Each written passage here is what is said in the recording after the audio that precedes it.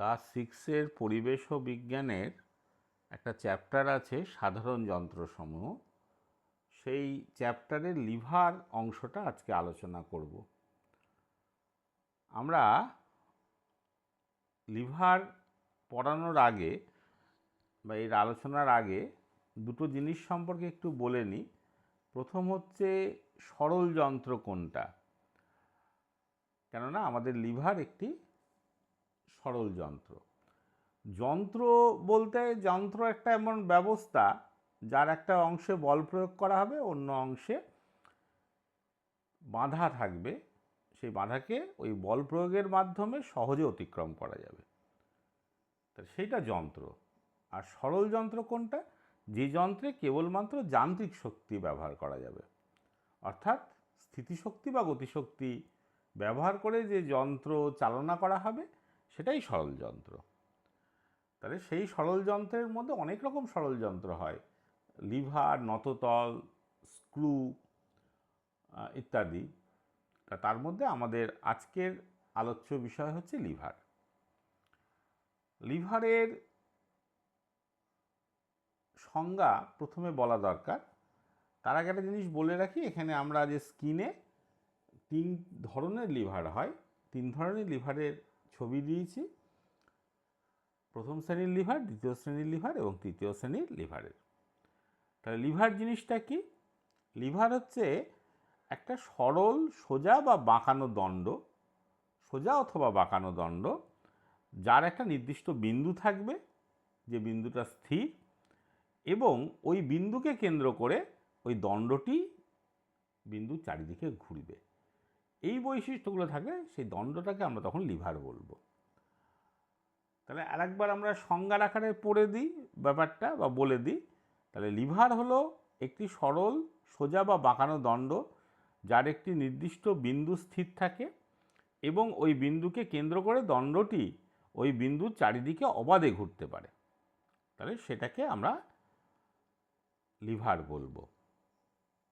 যেমন খুব একটা সোজা উদাহরণ বলি, যেটা চোখের সামনে তোমাদের ভাসবে, সেটা হচ্ছে কাঁচি। দেখবে কাঁচিতে অ্যাকচুয়ালি দুটো লিভার ব্যবহার করা হয়েছে। তা কাঁচিতে যখন আমরা কিছু কাটি, কাঁচির একটা দিকে আমরা বল প্রয়োগ করি, আর একটা দিকে কাগজ বা যেটা কাটবো সেটাকে লাগিয়ে দিই কাঁচির ফাঁকটার মধ্যে। আর মাঝখানে একটা পিন আছে যেটার সাহায্যে কাঁচির দুটো অংশ ঘোরে, ফলে সেটা একটা লিভারের মতন কাজ করছে। বা আর একটা উদাহরণ দিতে পারি, যে আমরা একটা ভারী পাথরকে সরাবো, তা কী করবো, একটা শাবল পাথরের তলায় ঢুকিয়ে দেবো, তার শাবলের তলায় একটা ছোট্ট ইট রাখবো বা একটা পাথর রাখবো, দিয়ে আমরা নিচের দিকে চাপ দেব। তাহলে যে বিন্দুতে পাথরটা ওই লোহার রড বা শাবলটাকে স্পর্শ করলো, সেই বিন্দু বরাবর সেইটাই হচ্ছে সেই লিভারের বিন্দু, যেখানে আলম্ব বিন্দু বলা হয় যাকে, যে বিন্দুকে কেন্দ্র করে ওই রডটা ঘুরবে, অবাধে ঘুরবে। ফলে কী হবে, আমি যখনই চাপ দেব তখনই পাথরটা সামনের দিকে কিছুটা এগিয়ে যাবে। এইভাবে আমরা লিভারটা বিভিন্ন জায়গায় ব্যবহার করে থাকি। তাহলে লিভারের সংজ্ঞা আমরা বুঝতে পারলাম। এবার লিভারের অংশগুলো সম্পর্কে বলবো। তাহলে অংশ কি কি থাকছে, যে বিন্দুটা স্থির থাকছে, যাকে কেন্দ্র করে লিভারটা অবাধে ঘুরতে পারছে, সেই বিন্দুটাকে আমরা বলি আলম্ব বিন্দু। আর যে বিন্দুতে বল প্রয়োগ করা হচ্ছে সেটা প্রযুক্ত বলের একটি বিন্দু। যে বিন্দুতে বাধা ক্রিয়া করছে সেটা আমরা বাধা বিন্দু বা রোধ বিন্দু বলবো। আর একটা জিনিস হচ্ছে যে লিভারের বলবাহু এবং রোধবাহু, সেটাও আমাদের জানতে হবে। তাহলে আলম্ব বিন্দু থেকে বল পর্যন্ত যে বিন্দুতে বল প্রযুক্ত হলো সেটাই বলবাহু, আর আলম্ব থেকে যে বিন্দুতে বাধা প্রযুক্ত হলো তার মধ্যবর্তী বাহুটাকেই আমরা রোধবাহু বলবো। এই যে ছবিটা আমি দিয়েছি সেখানে কিন্তু আলম্ব বলের প্রয়োগ বিন্দু এবং বাধার প্রয়োগ বিন্দু কিন্তু সব ক্ষেত্রেই এক লেভেলিং করেছি, অর্থাৎ প্রত্যেকটা ক্ষেত্রে আলম্ব সি বিন্দুতে আছে প্রত্যেকটা ক্ষেত্রে বাধা প্রযুক্ত হয়েছে বি বিন্দুতে এবং প্রত্যেকটা ক্ষেত্রে বল প্রযুক্ত হয়েছে এ বিন্দুতে, যাতে বুঝতে সুবিধা হয়। আর তাহলে বলবাহু কোনটা হচ্ছে? প্রত্যেকটা ক্ষেত্রে এসি বলবাহু, অর্থাৎ সি বিন্দু আলম্ব আর এ বিন্দুতে বলের প্রয়োগ বিন্দু, তার মাঝের ডিস্টেন্স বা সরলরৈখিক দূরত্বটাই বলবাহু। তাহলে এসি বলবাহু আর বিসি প্রত্যেকটা ক্ষেত্রেই বাধাবাহু বা রোধবাহু, অর্থাৎ বি বিন্দুতে বাধা প্রযুক্ত হয়েছে আর সি বিন্দুতে আলম্ব, সেই হিসাবে বিসি হচ্ছে রোধবাহু। তাহলে এইটা খেয়াল রাখতে হবে। এইবার অবস্থানগুলো দেখো, প্রথম শ্রেণীর লিভারে আলম্ব মাঝখানে থাকে আর বাধা এবং বল দুই প্রান্তে থাকে, বা আমরা এভাবেও বলতে পারি যে বাধা এবং বলের মধ্যবিন্দু হচ্ছে আলম্ব।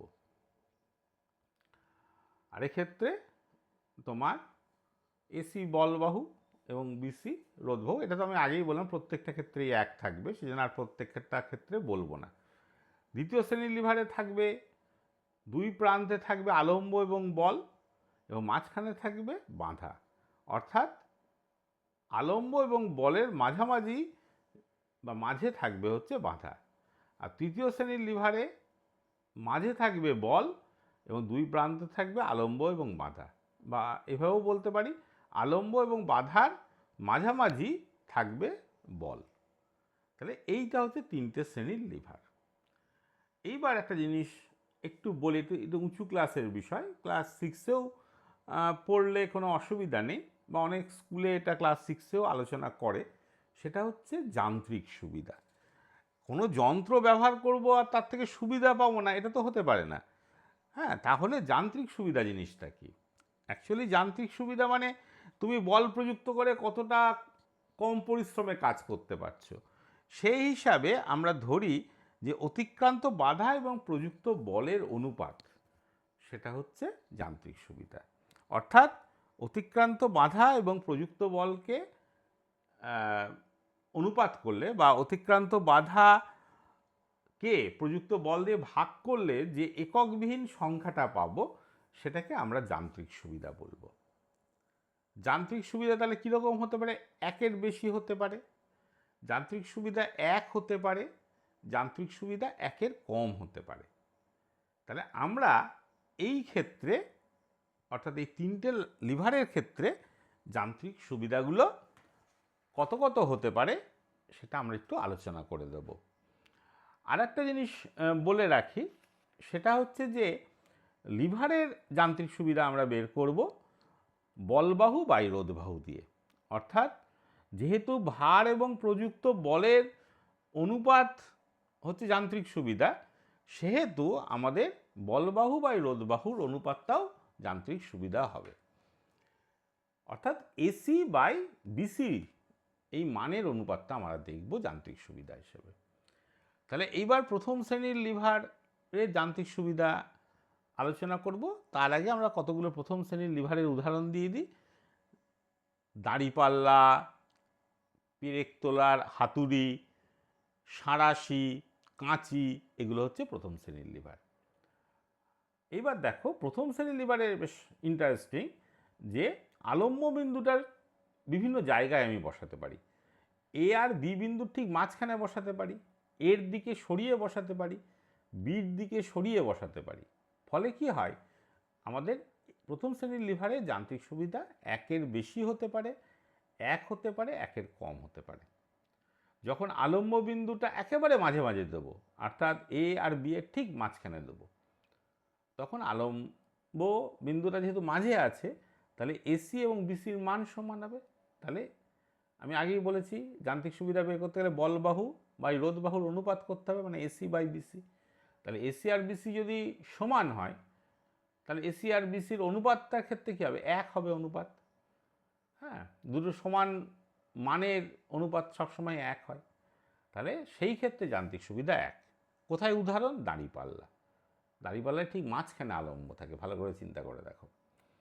তারপরে যদি আমরা সি বিন্দুটাকে বলের দিকে সরিয়ে দিই, অর্থাৎ সেক্ষেত্রে বিসি বড় হবে, এসি ছোট হবে, অর্থাৎ এসি বাই বিসির মান একের কম হবে।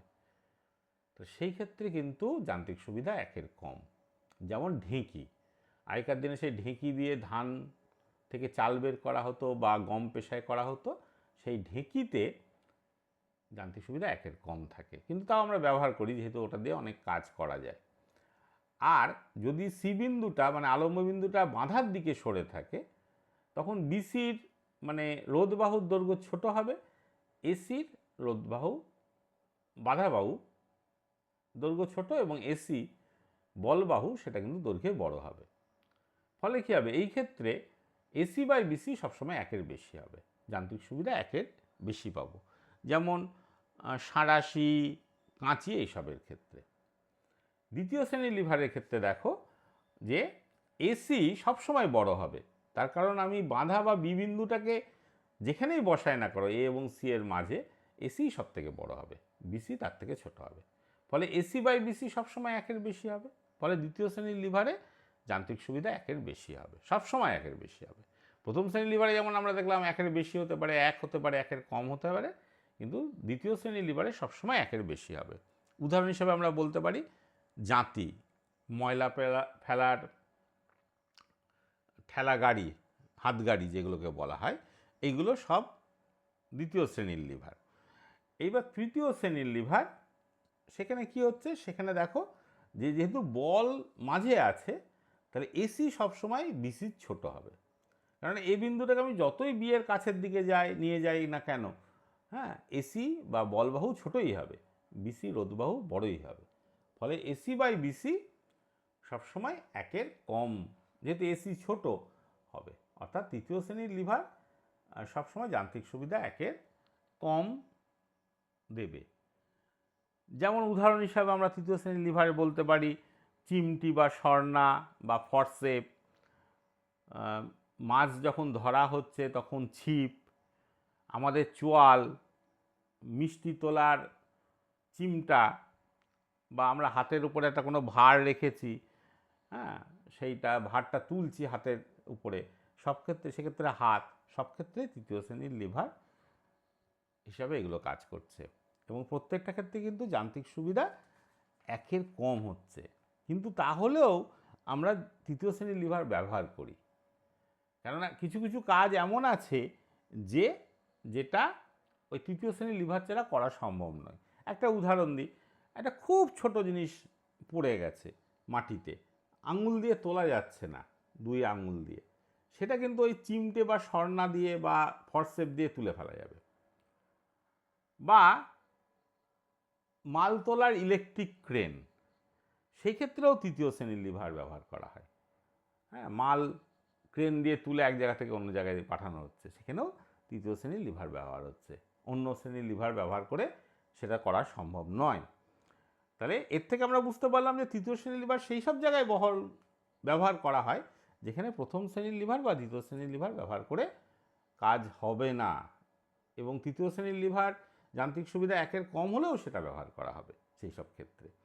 আর একটা কারণও আছে, সেটা হচ্ছে যে তৃতীয় শ্রেণীর লিভারে প্রযুক্ত বলের প্রয়োগবিন্দুর সরণের থেকে ভারের প্রয়োগবিন্দুর সরণের মান বেশি, অথবা যে ভার বা বি বিন্দু যেখানে প্রযুক্ত হচ্ছে সেটা বেশি সরে, এ বিন্দু বা প্রযুক্ত বলের বিন্দুটা সরে কম। ফলে কি হচ্ছে, যেহেতু ভারের প্রয়োগবিন্দু সরণ বেশি হচ্ছে, ফলে যেদিকে মাল আমি রাখছি সেটা ভারের দিকেই রাখবো, সেই জন্য ক্রেন সেই জিনিসটাকে অনেকটা দূরে নিয়ে যেতে পারে। অর্থাৎ সোজা কথা যে তৃতীয় শ্রেণীর লিভারে যেহেতু বাঁধা বা ভারের প্রয়োগবিন্দুর সরণ বেশি হয়, সেই কারণে আমরা তৃতীয় শ্রেণীর লিভার ব্যবহার করব। তাহলে আমরা আজকে লিভারগুলো সম্পর্কে বুঝলাম এই পার্টটা থেকে। যদি তোমাদের কোনো সমস্যা হয় কমেন্টে লিখো, আমি উত্তর দেব। এই চ্যানেলটা যদি সাবস্ক্রাইব না করে থাকো সেটা করো এবং শেয়ার করো বন্ধুদের মধ্যে। তাহলে আজকে এই পর্যন্তই, লিভার এইটুকুনি। আমরা পরের ভিডিওতে এই চ্যাপ্টারে অন্যান্য সরল যন্ত্রগুলো নিয়ে আলোচনা করব।